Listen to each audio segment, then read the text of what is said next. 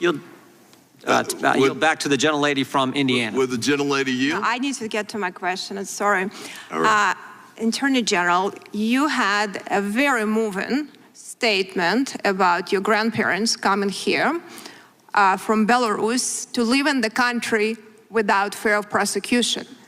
I grew up in a very similar country, Ukraine now, and when I came here as a young person, I believed in the value as an American not to be afraid of my government. But I wanted to tell you, and I want to share with you and get your thoughts on that.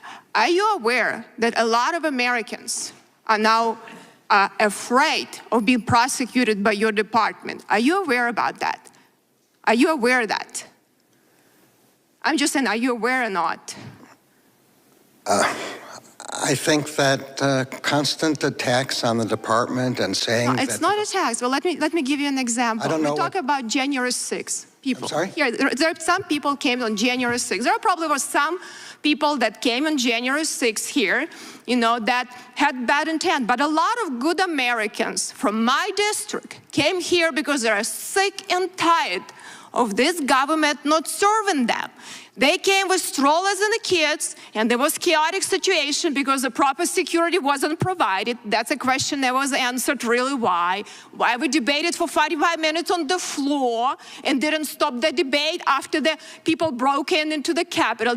But these people came, they were throwing the smoke bombs into the crowd with strollers with kids. People were showed up, you know, FBI agent to people's houses. You had in my district, in my town, FBI phone numbers all over the district. Please call that. People are truly afraid. I just want to make sure if you're not aware that you are. And this is a big problem when people are afraid of their own government. And I'll share some other things. We're talking about justice system. I don't question, you're probably not a bad person. I don't know you, but what I'll tell you, you're in charge of the department. And people right now feel, you know, I look at Durham report and I called on the FISA violations of queries of millions of Americans, right? It's like KGB, but when I read Durham reports, we have this, you have a nice, you know, playbook. First, let's have a special counsel, and then you don't have to answer any questions here. Then, let's extend slow walk investigation on Hillary Clinton, on Hunter. Everything is slow walk. We were very quick on Donald Trump, but you were very slow walk. Then, by the time, you know, that investigation and its statute of limitation expired, and all of your agents need to be tested for amnesia. No one recalls anything. Okay, you probably should have as part of your hiring policy. So no one held accountable, which was egregious what happened, you know, in that report. When I read about them, I can't believe it happened in the United States of America. This is my frustration. I'll be honest with you. Then it's very interesting, you know, regardless what it is, even people in Obama administration raised concerns. You know, how can President's sons be serving on, you know, corrupt Ukrainian oligarchs? Do you understand that it actually can undermine the one Ukrainian effort and policy? I think these concerns were raised. The Obama administration didn't do anything about it. These people are dying right now, and Americans don't trust this president. So I want to ask you one thing. You know, as you know, I don't need answer because I know you're not going to, but I think you're probably a good American and you care. And a lot of these people are so afraid they cover up this stuff, I think, in your department because they're embarrassed that what we became as a country to say that what our Department of Justice became. That allows Russians to do propaganda in Chinese. It allows them to destabilize our country. That is danger to our republic. It is significant danger. And I have just one more question from you. You know, I mean, I agree on corporate crimes and FISA stuff, even with Democrats, that we need to do a better job. One more question for you. Do you believe that, you know, you talk about rights to vote, but do you believe that only U.S. citizens should be voting in this election and doing anything to make sure that only eligible people vote in elections? Yes and yes. Okay, I would like to see that, what you do. Thank you. Yield back. Gentlelady yields back. The gentlelady from Vermont is recognized for her 5 minutes. Thank you, Mr. Chair. General Garland, thanks so much for being here today. I know it's been a long day for you. Now, I'm relatively new to the committee and I'm still getting my feet under me, but as far as I can tell, what we are doing here today is talking about a lot of conspiracy theories, and it's frustrating and tedious for those of us in the committee, but I can tell you it is absolutely maddening for my constituents back home in Vermont. We have so much important work to do to keep the government open. We're days away from a shutdown, and I just want to remind folks that we're in this situation because my colleagues across the aisle are reneging on a deal that a majority of their conference made along with their speaker. That's why we are in this situation. If they are successful in shutting down the government, seniors who rely on Social Security benefits will be impacted. Thousands of Medicare recipients and applicants will be impacted. Service members will stop receiving paychecks. Veteran services will be curtailed. Those are the grim consequences from Republicans' inability and unwillingness to govern. I needed to start with that. Let's do some level setting here. Now, let's get to the real work of the DOJ and how Congress can help the agency better serve its mission. Gun violence continues to plague our nation. We see the wreckage every day on our television sets, on our computers, and in our communities. As a member of the Gun Violence Prevention Task Force, this issue is incredibly important to me and so many of my constituents. Now, I believe there's actual room for bipartisan congressional action on gun violence, at least in some areas. One of those areas, red flag laws. It's a great place to start. Vermont is one of 21 states that was able to pass red flag laws. These laws are working to keep guns out of the hands of people who are in crisis. And yet many states did not even apply for funding from the Bipartisan Safer Communities Act to better implement red flag laws and to raise awareness about the program. In June 2021, DOJ published model legislation to help states craft their own extreme risk protection order. Now, Republicans continue to make unfounded accusations that these laws violate civil rights by taking guns away from Americans without any due process. Can you explain the due process protections that are put into place in the model legislation that DOJ proposed? Yes, and I would start by saying, of course, there's room for bipartisan agreement, and the Bipartisan Safer Communities Act is a very good example. And that includes the ability to have funding for states that want to craft and put into place red flag laws. The requirement is that the red flag law include due process protections. So I don't know every element of the model legislation, but the general idea is that relatives or friends of the person have to go to a court and get some kind of adjudication that the person is a danger to themselves or to others. This normally relates to mental illness problems. It may relate to some others. And so if a gun is taken away under those circumstances, there's then a right to appeal, to have a full hearing in order to adjudicate the question. I can't say I know every technicality, but I think that's about it. No, I appreciate that. And it's especially important to states like mine, rural states that have real issues with the silent killers, domestic violence, and also suicide.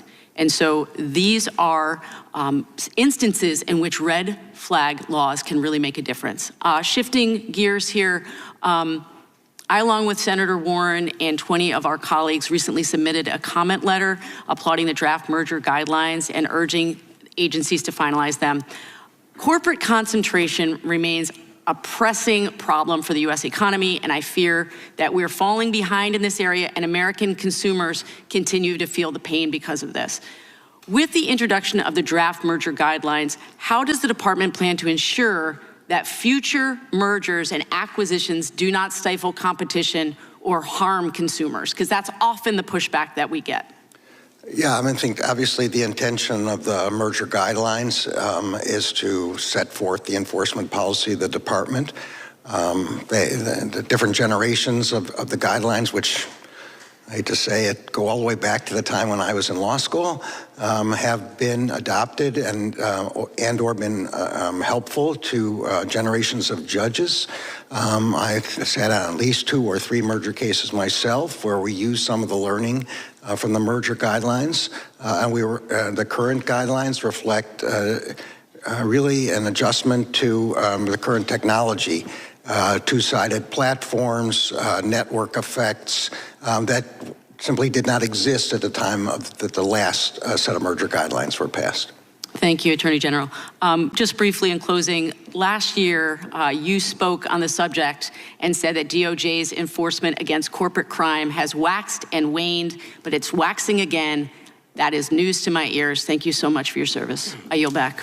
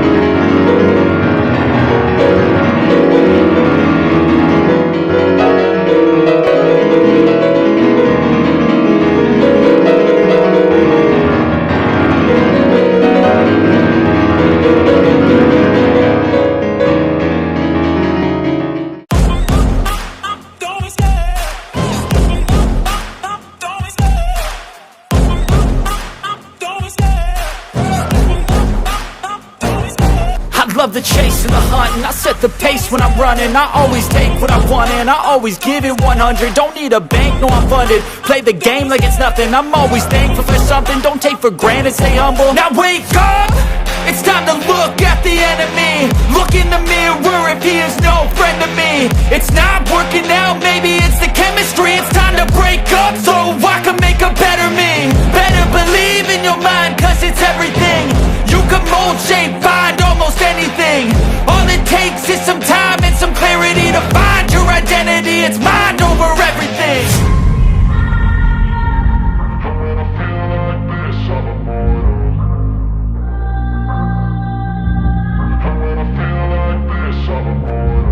And when I feel like this, I'm immortal. When I feel like this, I'm immortal. When I feel like this, I'm immortal. When I feel like this, I'm immortal. Don't stop. Just look up. Don't stop.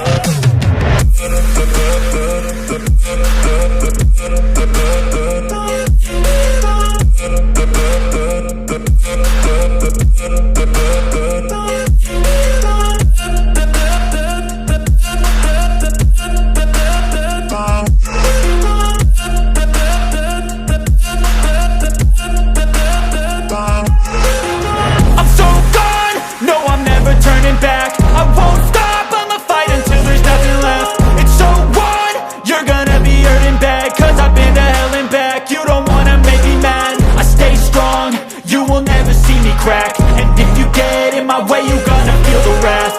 Gotta say it to my face while he's looking back. Mirror breaks after math. When I hate, I attack. And when I feel